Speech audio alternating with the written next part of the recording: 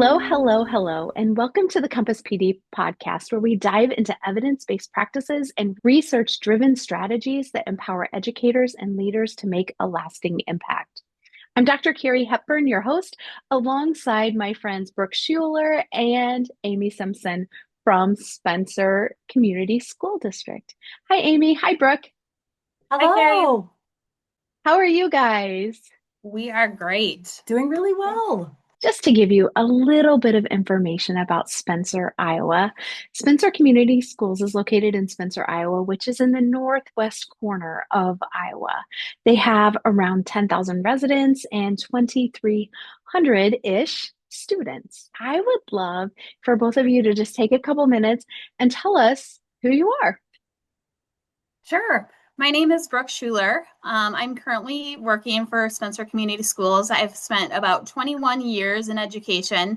Most of those years were spent in early childhood, mostly kindergarten, but also special ed. I have my reading endorsement, lots of learning around reading and how kids learn to read. Currently, I am serving as an elementary principal, but my most recent role before this was the district literacy coach. So I continue to keep some of those literacy roles in the district.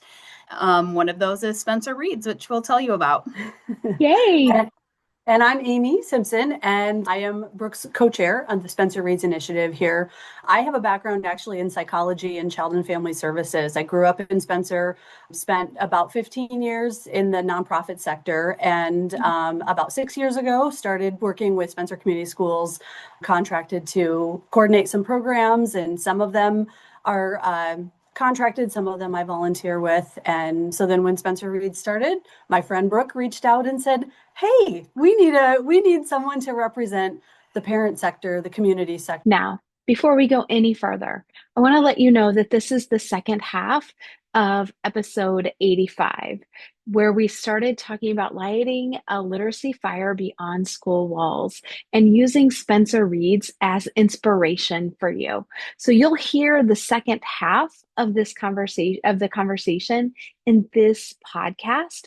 If you haven't heard episode 85, Lighting a Literacy Fire Beyond School Walls, I highly recommend that you go back and you listen to that. You don't have to listen to that first, but it's really nice to give you some background knowledge regarding how the program was started, some of the foundational pieces of beginning a community engagement program such as Spencer Reads. And I am certain that you will learn so many things from Amy and from Brooke that will really get you excited about doing this work within your school district. Now, I want to move into our next goal of this next part of our podcast, where we're going to try to help listeners see what's possible in their own context. And they've already probably started. I hope that they're taking notes frantically, like I am with all of my pens and colors, like try this, try this, try this. So let's start with like, what are some simple low-cost ways districts can engage families in literacy today? If they wanted to start next week, what would be some things they could do? Well, one of the first things that we did was that Together We Read event. So that was Mm, after we kind of got a committee together. We got our name established. So this is kind of within that first month of trying to kick something off. Like get your mhm, champions involved, just Mhm. name mm, yourselves. And then ours was a cost-free 10 o'clock on a Tuesday. Our whole community was going to be reading. And we just asked radio stations if we could advertise or promote, and really got people into our vision, why we were doing this, and how our community can be helpful in helping us reach our goals. Mhm. mhm, Yeah, we kind of just we spoke about this a little bit, but early on it was, where can we find the families? How do mhm, we, rather than say you engage with what we're doing, it mhm, was, how can we join where they are already? mhm, And mhm. so, it was, what are the upcoming things? And could it be just a very simple presence at that thing? And all of a sudden families were engaged. And it's helpful that part of our volunteers in our committee are school employees. So then if Yeah. those kids and families come and they see their teacher staffing the table that's giving away the Yeah. books, they're very excited to see their teachers out in the real world. That's so much fun for Yes. them. That it was exciting for the kids to like, oh, wait, you're here? I didn't expect to see you at the, whatever it was. We did a book swap at a high school basketball game, Yeah. and very simple. Bring a book, take a book, and we brought a handful for those that if you didn't bring one, you still get to take one. We don't care. We did Right. a book drive. We had books on hand, but most did. And if you brought a book, then you got a free popcorn ticket. Go to the concession stand and get a free popcorn. So that again, that was partners involved in that. We had a little bit of media needed to get the word out. Mm-hmm. We had people that were coming anyway to the game. Bring a book and take a new one home. You don't have to invest Mm-hmm. anything. We got Right. support from our school district, from our activities department to say, can we hand out a ticket? And if they bring a book, they get a free popcorn, So there was that Yeah. entity that was a part of it. Wow. We had the announcer at halftime of the game that say a little thing about why reading is important and why Spencer Reads is a big part of Spencer schools. And so these are the Spencer fans and the visiting schools fans who are hearing this.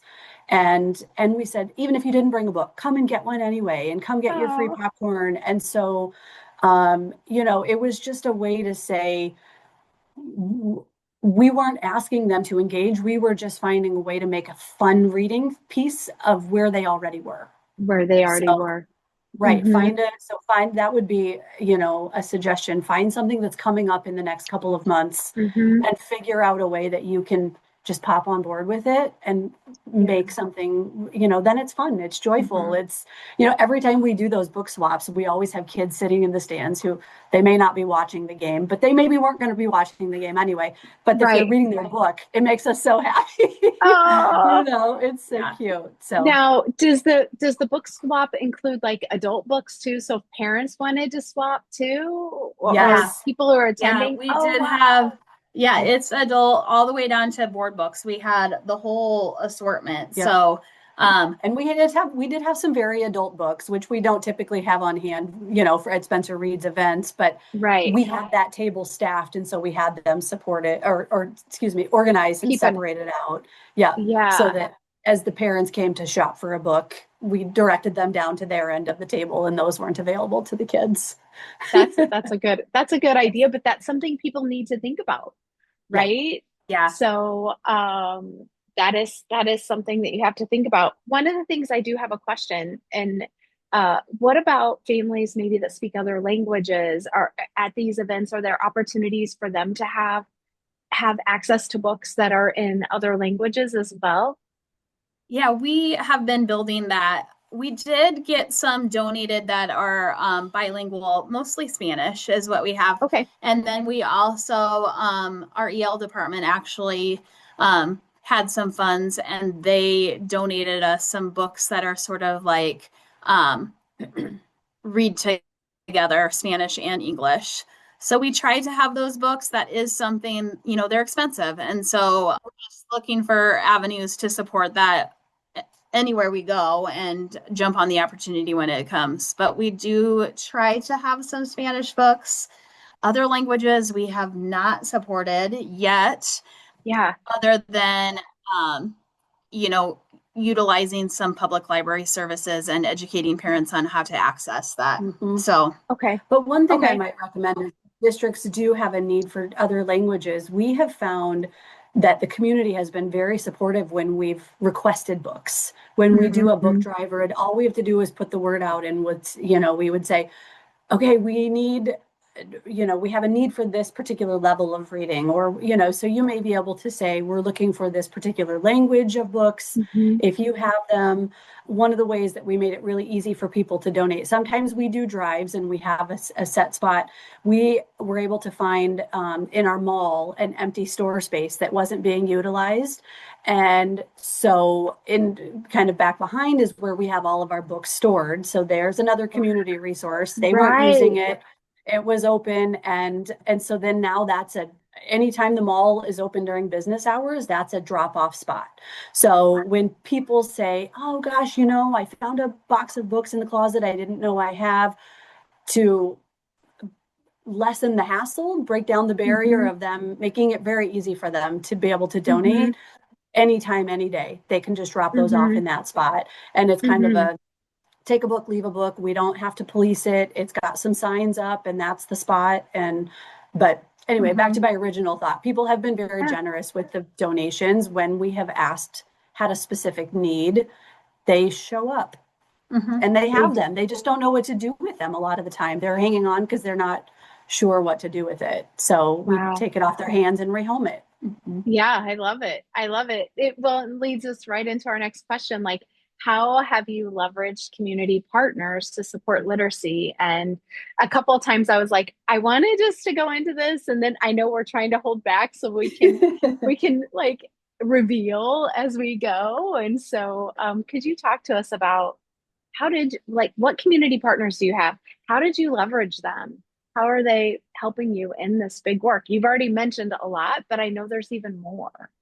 Yeah, there are. Do you want to talk about our committee? Sure. Yeah. I mean, I would say probably our most valuable community partner is our public library. They are Mm, a wealth of resources and they're amazing and they're fun and they're creative and they have some resources of their own, which is helpful too. There have been times where Spencer Reads has not had the means to I'm trying to think. Oh, like we had one event, community event, and we wanted to set up a little photo booth.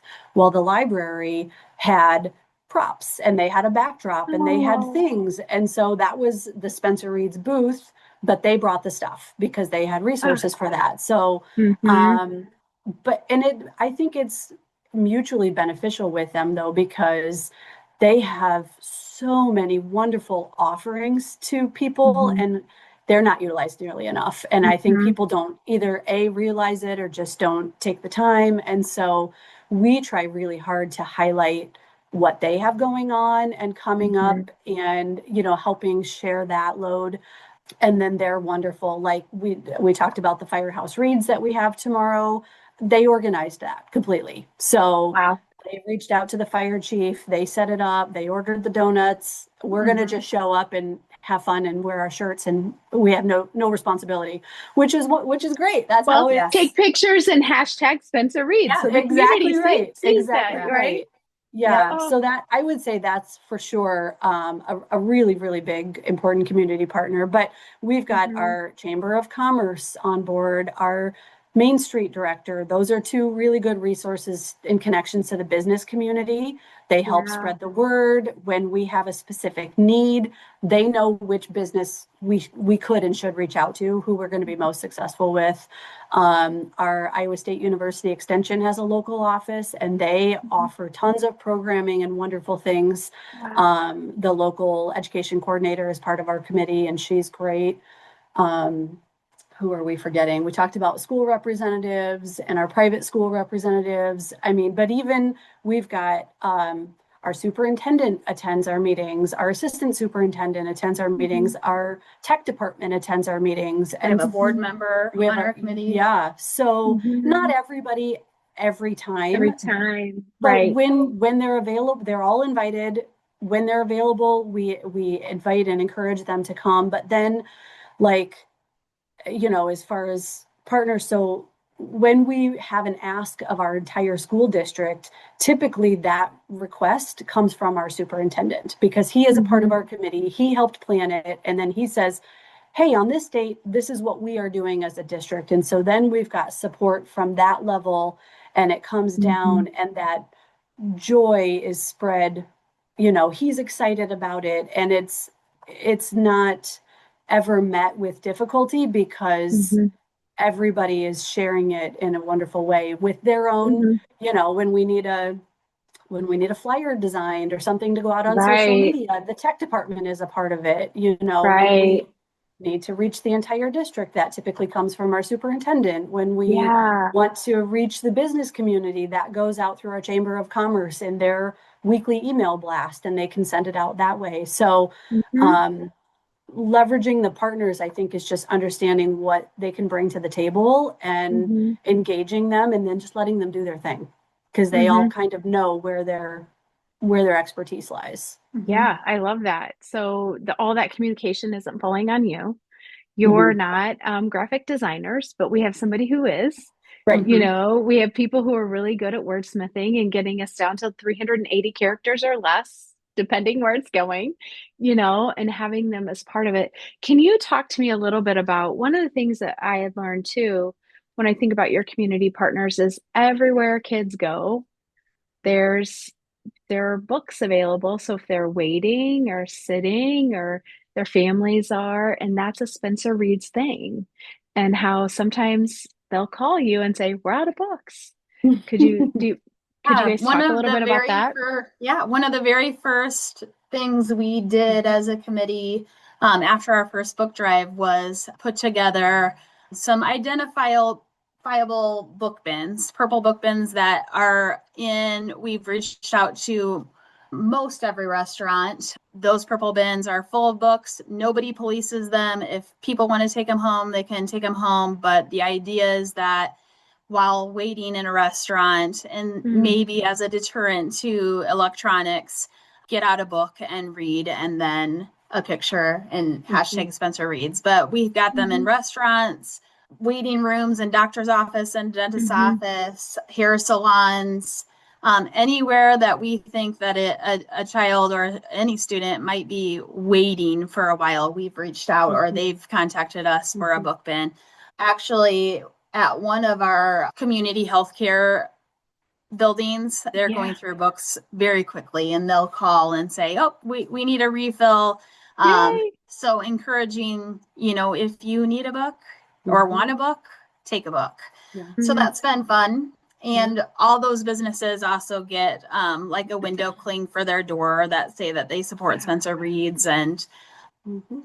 kind of just building awareness everywhere Hmm. you Yeah. look. One of the really Hmm. neat ideas that came about actually was one of our local physicians reached out and wanted to have reading material in their waiting room, in their patient rooms, and we like Hmm. logistically we tried to figure out how do we do that. That's multiple waiting rooms, that's multiple, Mm, how do we keep it filled, how do we do it? So using our resources, we had some really techie cool people that came on board, and so what we did was record video of people reading stories. So you can actually, we had a camera down on the book so you can see the pages as they're oh, flipped, you can hear the audio of it, and then yeah. those are available with a QR code in the doctor's Mm, office waiting room and in the rooms. So we don't love that they're on devices, but this is one way that we mm, did kind of marry those two, where if you're going to be yeah. sitting waiting anyway, scan the QR code and you can Hmm. pull up and it will say this age range of book or this age, so there Hmm. are a few options and then they Yeah. can pull those up. And that was a fun project because we brought in people from the community to be the guest readers. And Oh, so we said, oh, will you come in one day? And we set all the equipment up. We had the yeah. tech people help us set it up. And then we lined up people and they came in and were the readers. And so that was Mm, a request from the physician to us, hmm. and then again utilizing some different partners. And other than the time to make it happen and Hmm. printing out those papers and putting them up in the waiting room, Right. again very little cost to that, but Yes. it was a fun and that was another opportunity for, like, it was an easy ask. Every person that Hmm. we reached out to and said, hey, we've got this really neat project we want to do, would you be willing to Hmm. come in and Hmm. read a story and have us record you? And it was not difficult Hmm. to find people to do that. That's so great. I just keep hearing welcoming, joyful, and pressure-free. Literacy is welcoming, joyful, and pressure-free. Like Yeah. you guys are doing that really well. Is there anything that you think people would need to know that we haven't touched on regarding like creating these welcoming, joyful, pressure-free kind of literacy things for families? Well, one thing as far as, a committee getting things like this started, we've talked about mindset and being frustrated when people don't show up and the whole, Mm, engagement. I think something that we do is just like it doesn't have to be this big event that you're disappointed in attendance. I think it's more of just like a constant thing that takes that pressure off of Mm, wanting good attendance. yeah. Spencer Reed's has just become like embedded in the community, and people just see us there. And it's Hmm. not really about how many people attended anymore. Right. I It's mean, not a thing. It's just a constant presence, yeah, more so. yeah. So don't do like huge events that take lots of time. Just try We to did shift. that. Yeah, We we did did that. that. We tried that in Oh, the beginning and we were frustrated and Yeah. we thought we had this great idea. And sometimes they were great ideas, but we learned really yeah. quickly that they may not show up and then you are frustrated. And so we had to debrief that and figure out why maybe that wasn't a good use of our time. And that's where we've realized we had to change our mindset. We had to change our focus and like, okay, let's just be there then at the things that are going on rather than a thing Hmm. that they have to come to. And it shifts thinking engagement like school wise. Like we've even been talking as a committee, you spoke to how when kids arrive to us in preschool, speaking to the vocabulary gap that we're seeing a lot of students come to us with, it's even like, okay, how do we put some energy and resources towards birth to 4 or 5, Mm, um, hmm. how do we reach those families? How can we connect with the hospital for like new babies? How do we educate, get books in the hands like as soon as they leave the hospital? What are some ideas that we could engage in home daycares on? Just some education on what conversations could look like between Hmm. um, you and your daycare child, or even parents and their children. Like Yes. what happens in communication that you should be aware of? Can your child respond to you in a two-way conversation? Just some education. How can we do that for families before they even get to Spencer And this is School? kind of a new focus. I mean, we've been doing this, this has all been growing over the last 5 years.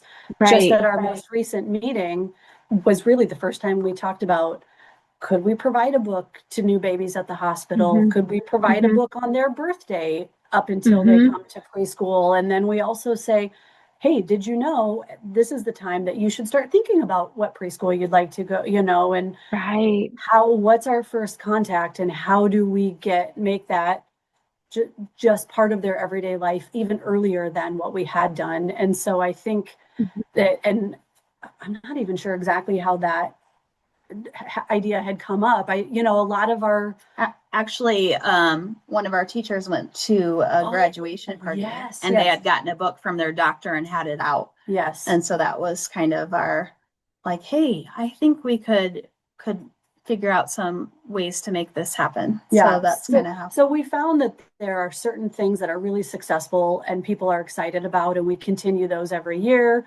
Some Hmm. things that didn't have quite the response, or it didn't work for whatever reason to be a part of that event. And so things have fallen off. This is a good example of something new that we hadn't really tackled. And here we are 5 years in and thinking, oh, that's neat. Let's focus on that. We haven't really expanded to that point yet. And so um yeah, it's evolving all the time Hmm. as new needs are identified. Well, Mhm. I was writing that down. So here's some things that I've heard from you again and again that we're 5 years in. So what you're hearing right now that Spencer Reeds is doing, it's taken 5 years to get here. And through that, they have evolved. They've changed their mindset. So they went in with an idea and then have reflected after each and every event and then gathering feedback. I heard from teachers because they're with kids, I heard from community, meeting people where they are. And through that reflection, that's how you've created this shared literacy desire and this shared literacy experience to make sure that everyone has an opportunity to be part of it. So it's all inclusive. So you're making sure that you may not be where you want to be yet with some populations, but you're starting somewhere and being able to meet them where they are and where you can be right now, knowing that you're going to be maybe beefing up some of those additional experiences like birth to three, um, extra community members before they get to us at Spencer, and the EL population, and making sure that they have access to lots and lots of books. When I think about what you all have done already, there are lots of possibilities people can start seeing. Like, I think from you, I hear don't try to do everything, just try to do a couple of things. It's not like every single day we're doing Spencer Reads. No, and actually, our committee, we kind of try to do two things a month. So we'll meet Oh, monthly and nice. decide on two things, Yeah. two goals. Mhm. Yeah. Okay. That's really helpful. I think that's really helpful for people to understand too. Like, you don't try to do it all the time. No. It's like two things. So Mhm. if Right. a district's just like beginning right now, what would you tell them to do, like to get started with right now? I mean, my first thought would be identify a couple of champions and reach out to them. Like our Mm-hmm. most successful thing was getting the right people at the table. It was, Mm-hmm. we had to figure out who had connections to people in town, who would Mm-hmm. maybe be passionate and interested in what we're doing here, either because it just was something they're interested in personally, it supports their profession, whatever their connection was. Yeah. We got the right people at the table, and then we listened to them and we Mm-hmm. engaged them. We reached out and said, here's something that you have to offer that we don't have, and we Mm-hmm. need you. Please come and Yeah. share your thoughts and tell us. And then, once you get those people at the table, then you can kind of delegate and it really becomes a team. It's not, nobody's got free time to take on a thing on their own. That's Right. overwhelming and exhausting, and Right. nobody can do it. But if you get partners who are also invested and then listen to them and then let them do, then Mm-hmm. then it's more of a coalition of people that Mm-hmm. are having a shared interest than, an individual or two feeling like they need to do everything. That's exhausting. So I would say get a couple of people at your table would be a start. Mhm. I don't know. What do you think? Mm-hmm. And then I think give yourself a name and Mm, let people know what it is and why you're doing it and start showing up places, yeah. Mm-hmm. Yeah. kind of Social media is unexpected places. powerful. Yeah, social media is powerful. I think showing up at a basketball game for the first time was unexpected and brought a lot of attention. Uh-huh. Um, People were like, "What? We're gonna read during the game?" Like, I don't. They didn't really understand, and we weren't encouraging that. But it yeah. was a fun way to say these two things that might seem unrelated, but Mm-hmm. really are part of our school's culture. And so, Yeah. for the athletes and the kids involved in activities and their parents and the people who are supporting the people at this event to also say, oh, reading is important, we also make this a part of our life, was Mm-hmm. impactful. I Mhm. think it was Mm-hmm. a collaboration that was out of the box a little bit, but it was fun. So Yeah. fun. So fun. I love this topic. I love this topic. So we'll finish up with our last thing where we're going to talk about like normalizing barriers, that there are going to be a lot of things that are, as school districts, that are going to be obstacles that we're trying to overcome, right? Like, we have all the reasons why kids can't read and why people don't want to engage. We have all the reasons. We're really good at that. First thing we do is we look at the data and we can tell you all the reasons why we can't hit this data, right? But really, how can we overcome those obstacles in fun and joyful ways? So, what are some mind shifts that you think are really necessary when engagement doesn't look traditional like we think of schools? Yeah, I think just what you said, like, don't think traditionally. In the past, we would consider a successful event like when it's well attended inside the school building. Mm, I think we have shifted into um, being present places, not really taking attendance, but just being an offering and an expectation that books are a lot of places in our community and that people are noticing readers.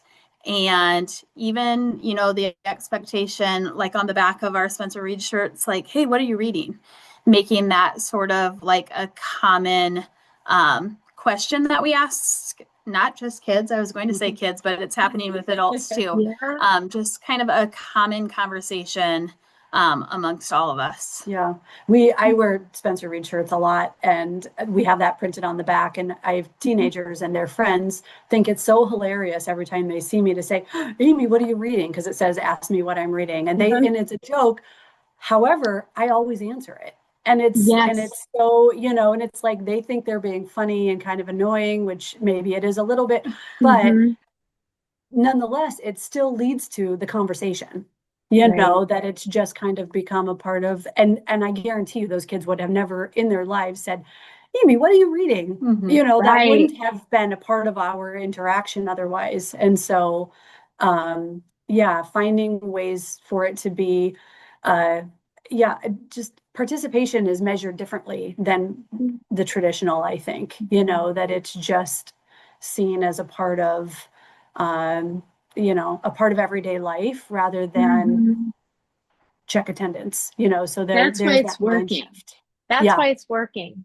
Hmm. People are busy. They're really busy, busier than ever, or seemingly. And Yeah. I think that's why it's working, is it's Hmm. your culture now. In Yeah. in 5 years, it's becoming part of your culture.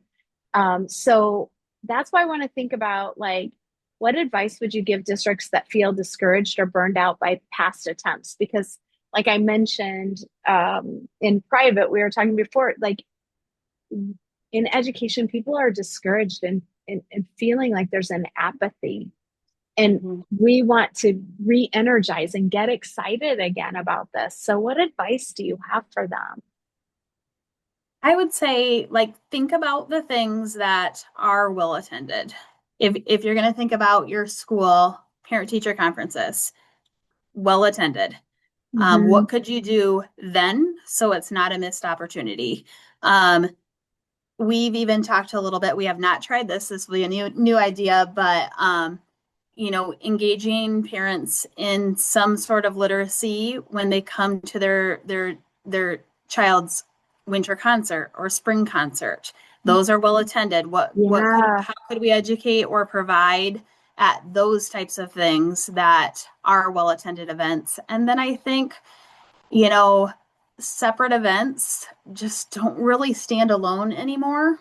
Um, and we found that out through some Hmm. Spencer Reed's things we tried. Stop trying to do it on your own. Like join forces with someone else. So it's not a one-stop literacy Hmm. night or a one-stop math night.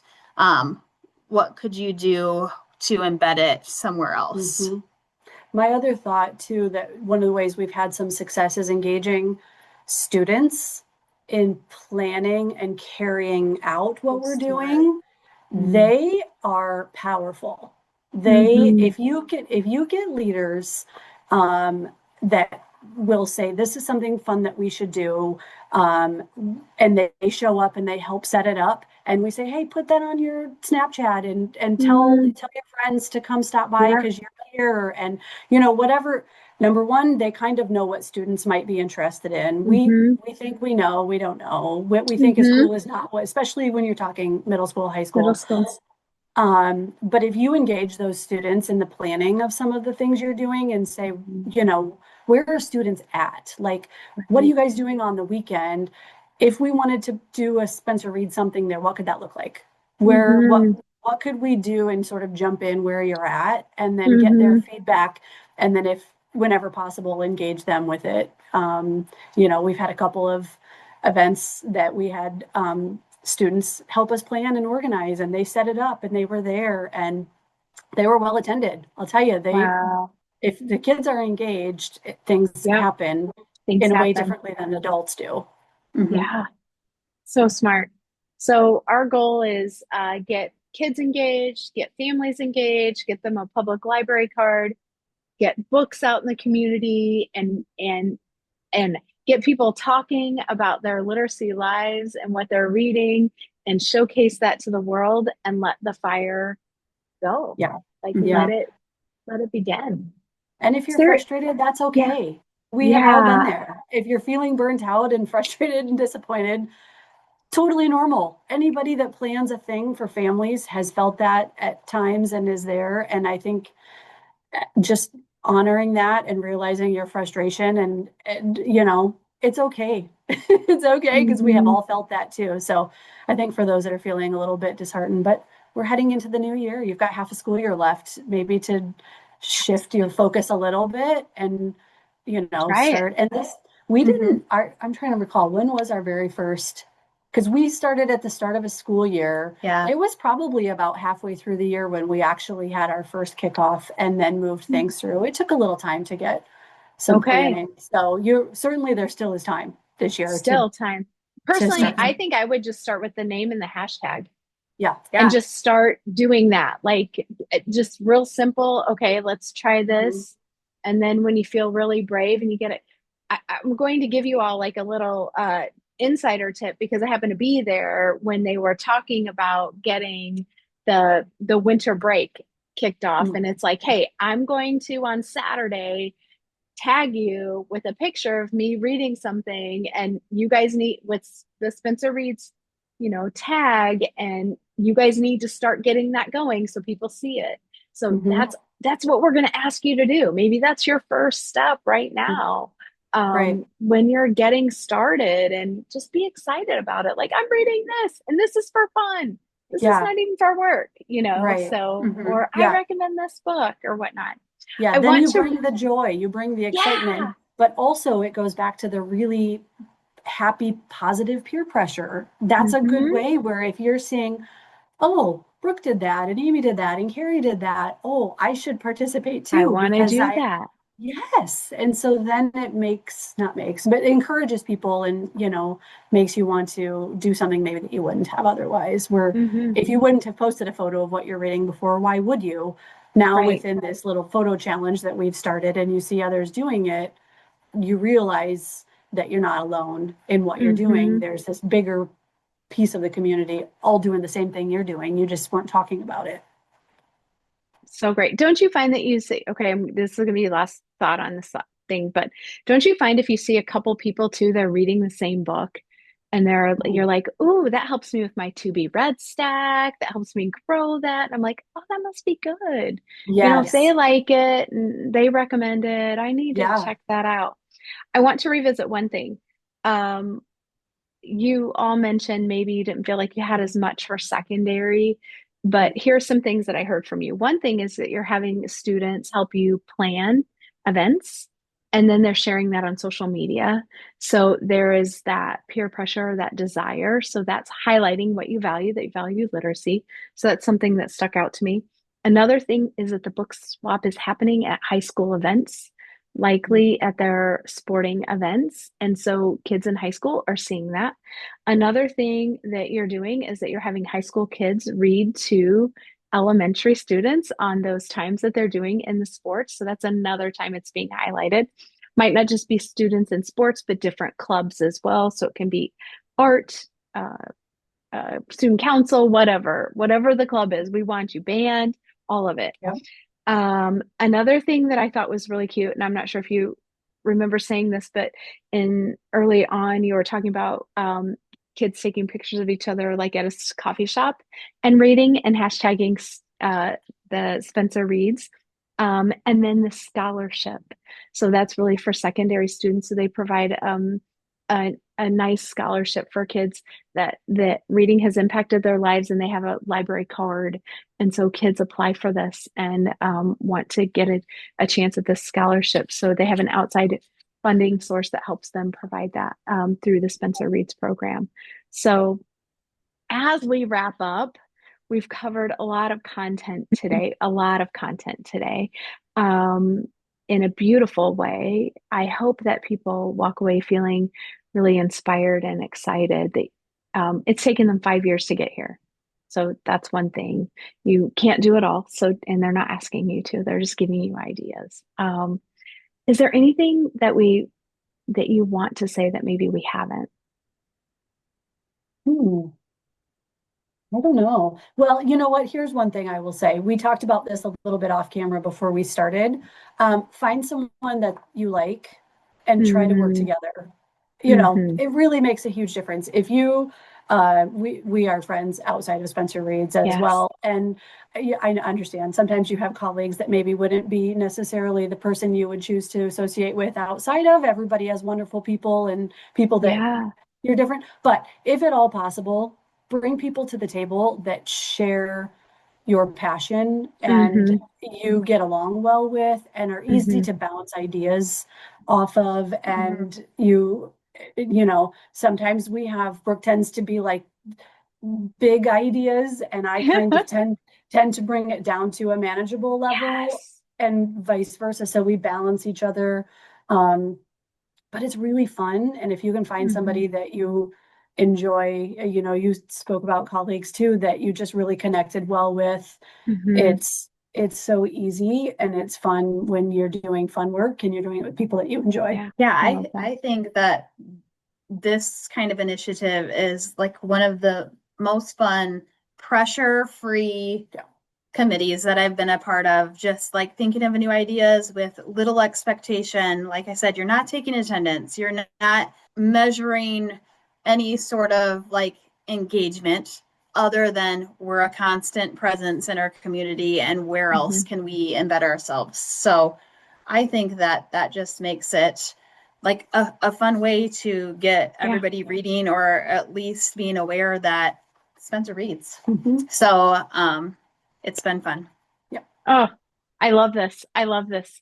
I want to say thank you so much, Amy and Brooke, for this time because I do believe that you're going to inspire some people and that we together can change lives and literacy for all kids. And that's really what we want. We want our communities to be filled with kids that can pick up a book and read anything they want to read. And as adults, that you can read whatever you want to read and be able to write whatever you want to write. So it doesn't have to look the same, but we believe in opportunity and want to inspire everyone for that.